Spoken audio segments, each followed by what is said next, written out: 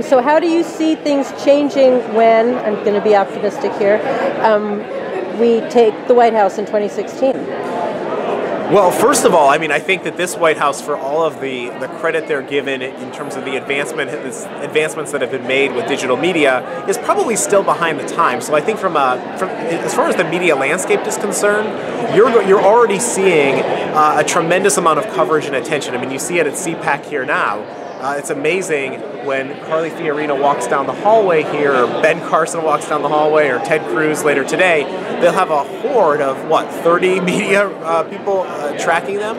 And I think that is probably a good thing for our democracy, because at the end of the day, it gives more people an opportunity to ask those tough questions, so we're not surprised when somebody is in office. I think that obviously more transparency is a good thing. And I think that overall, that's been one of the frustrations the journalists have had with the Obama White House, is that there has been a rollback in terms of some of the access to information. Certainly the government seems to be more stingy in terms of releasing data information about key and important topics. You've had to get congressional subpoenas in effect to essentially pry this information that should be available relatively easily to the public. So I think that those are some of the changes that you're going to see, hopefully with the new administration, just a more willingness to be open and honest with the American people about what's going on.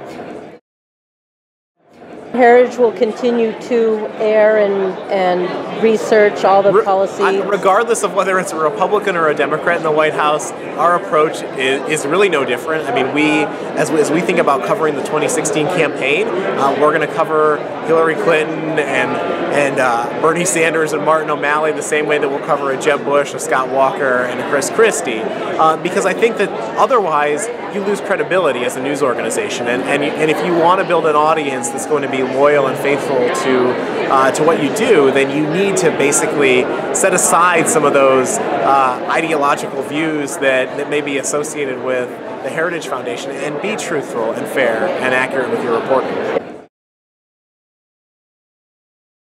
Imagine if our mainstream media did exactly that. Well, and I think that's the reason. One of the reasons we exist is because we're frustrated that there aren't those standards that exist in some of the other news outlets. I think that you've seen a proliferation of media. You've seen the explosion of bloggers who are in CPAC getting the same access to candidates that now big name media personalities have. So I think that's a good thing. I think that's an overall good thing, and I think that it allows you to take your message directly to the American people and not have to always go through that filter of a broadcast outlet.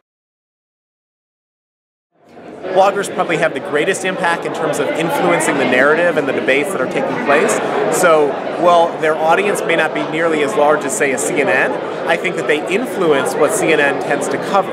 And I think that that's one of the things that we've seen at the Daily Signal as well. There are certain stories that we've done and investigations that we've pursued that have led to Fox News, to other media outlets actually paying attention to those stories where they otherwise might not have.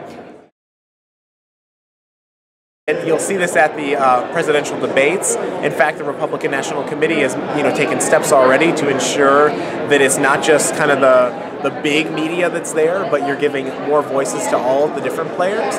And somebody like an Andrew Breitbart, who was really a personal inspiration to me for his approach to media, I think is going those types of views that more voices are better. I think are already kind of infiltrated the big media, and they've accepted that. They've hired people who tend to come out of these different outlets. They have formed partnerships to try to capitalize on the news that we're breaking. So yeah, I think it's going to have a positive impact. I think there's a ways to go yet, but I think that we're headed in the right direction.